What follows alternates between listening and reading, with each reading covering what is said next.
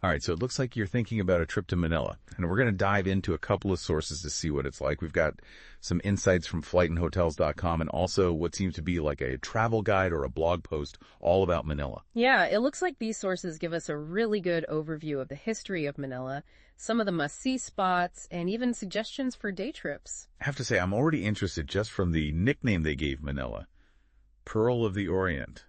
That sounds pretty exotic. So let's jump in. Flightandhotels.com really emphasizes how easy the site is to use, especially for finding good deals on flights and hotels.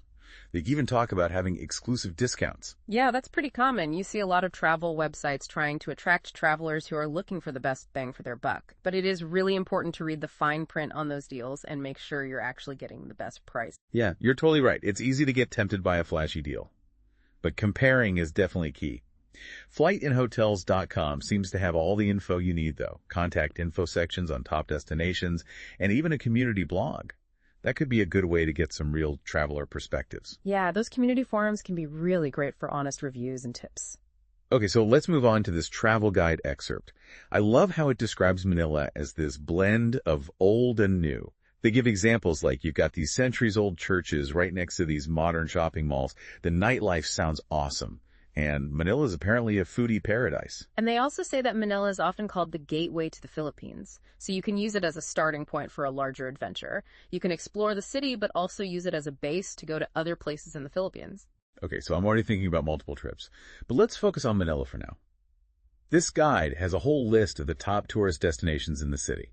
They highlight Intramuros, which is called the Walled City. It's got San Agustin Church and Fort Santiago. Then there's Rizal Park, the National Museum Complex, which is free, Manila Ocean Park, Binondo Chinatown, which they say is the oldest Chinatown in the world, the Mall of Asia, the Manila Bay Walk, and the Quiapo Church.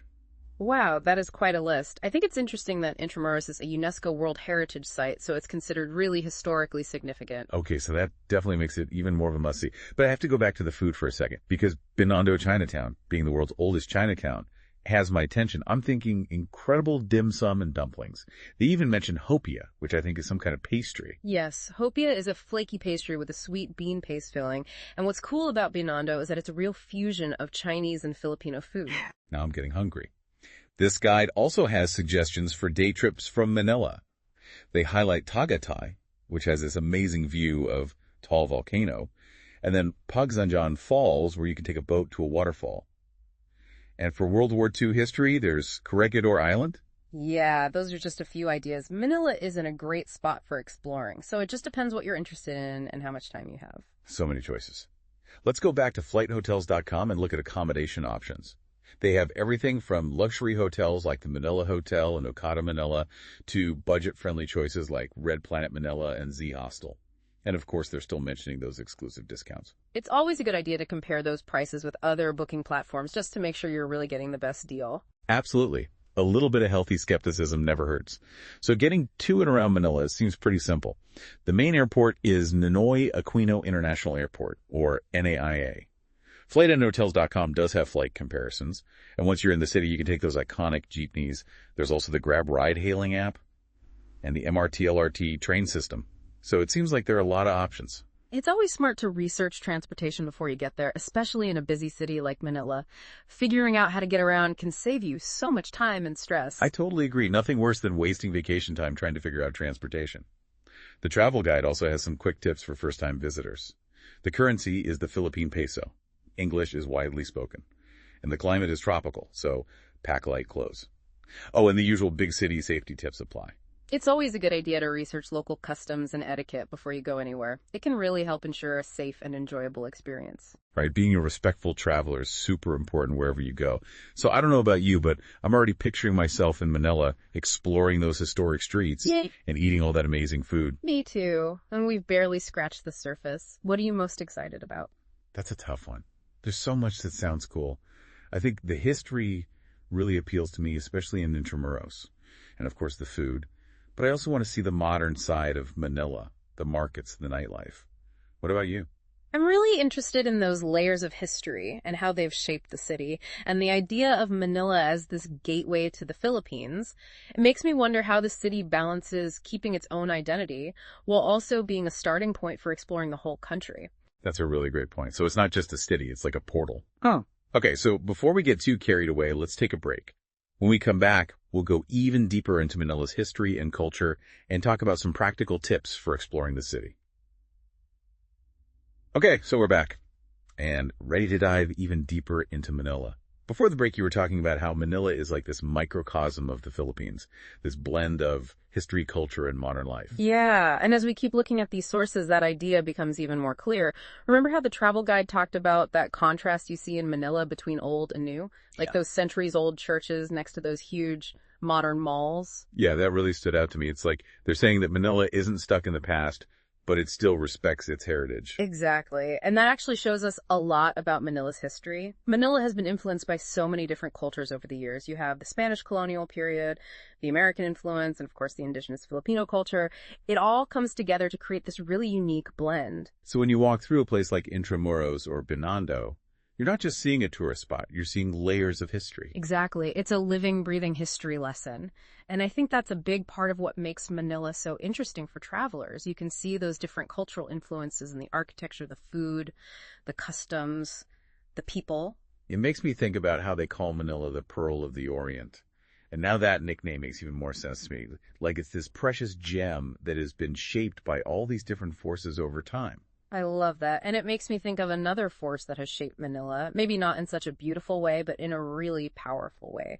Its location in the Pacific Ring of Fire. Oh, right, that zone of intense volcanic and seismic activity. You know, I hadn't even thought about that until you mentioned it earlier. It's easy to forget about when you're thinking about the beaches and landmarks, but Manila and the Philippines in general have been impacted by a lot of earthquakes, volcanic eruptions, and tsunamis throughout their history.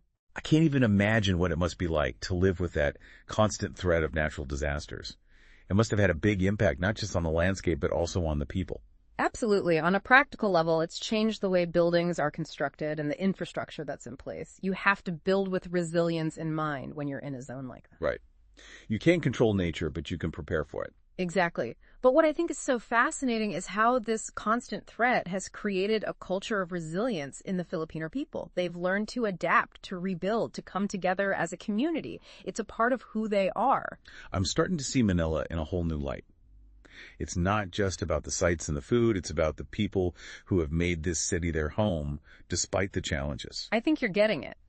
Manila is a city that embraces its past, navigates its present, and looks towards the future with this spirit of resilience. Speaking of navigating, we should talk about transportation. I'm still really interested in those colorful jeepneys.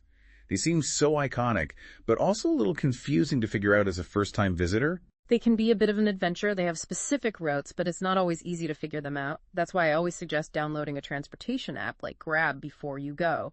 It's similar to Uber or Lyft, but it's really popular in Southeast Asia. You can use it to book taxis, private cars, or even motorbike taxis. So it makes it easier to get a ride. What about the train system? Would you recommend that? The MRT and LRT are good for traveling longer distances, especially if you want to avoid traffic.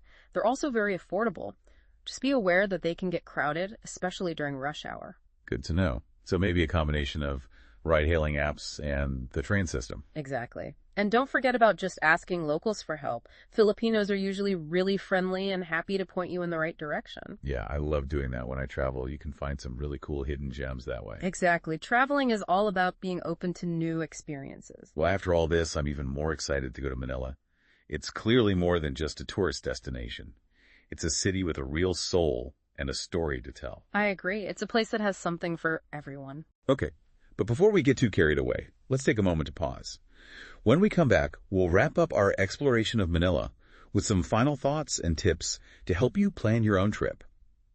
All right, we're back, and I'm ready to book that flight. Yeah, after all that, I'm feeling pretty inspired, too. So if you had to sum up the most important things for a traveler to know about Manila, what would you say? I think the biggest thing is that Manila is more than just a place to visit. It's an experience. Remember that Pearl of the Orient nickname? It's not just about how pretty the city is. It's about how all these different cultures have come together to make Manila what it is today. Yeah, you see those influences everywhere, from the Spanish colonial architecture to the Chinese markets and, of course, the Filipino culture. Right, and I think it's important for travelers to be really open to all those different layers. Don't just rush through the sites. Take your time to really soak it all in. Talk to the locals, try the food, learn a few Tagalog phrases. Those are the things you'll remember long after you've gone home. Earlier we were talking about how Manila is called the gateway to the Philippines. And you asked how a city can be its own unique place while also being a starting point for exploring a whole country. What are your thoughts on that now? Well, I think Manila does a really good job of balancing those two things. It's a modern city with its own personality and history, but it's also a place where you can get a taste of Filipino culture before you travel to other parts of the country. So it's like a mini version of the Philippines. Exactly. And that's what makes it so interesting. You can have an amazing time just in Manila, but it can also be the start of a bigger adventure. We've talked a lot about the practical stuff like transportation and hotels. But as a first-time visitor, I'm always a little worried about safety in a big city. Any advice? Like any big city, it's always good to be aware of your surroundings and take precautions. Don't walk alone late at night, especially in areas you don't know. Be careful with your belongings and don't show off expensive stuff. But honestly, I think the most important thing is to be respectful. Respect the local customs and be mindful of how you're acting. That's great advice. And it's true for traveling anywhere, not just Manila. Exactly. And remember, Filipinos are known for being really friendly and welcoming. Don't be afraid to ask for help if you need it. So before we wrap up, what's one last question you want to leave our listeners with? Well, we've talked about Manila's resilience and its mix of old and new, but here's something to think about. How will Manila keep changing in the future? How will it balance its history with the demands of a modern world?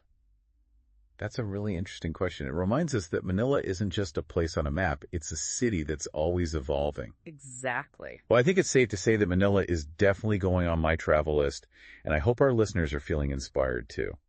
Thanks for joining us on this deep dive into Manila. We hope you've learned something new and that you're excited to experience this incredible city for yourself. Be sure to check out the show notes for links to all the sources we talked about. And we'll see you next time for another deep dive.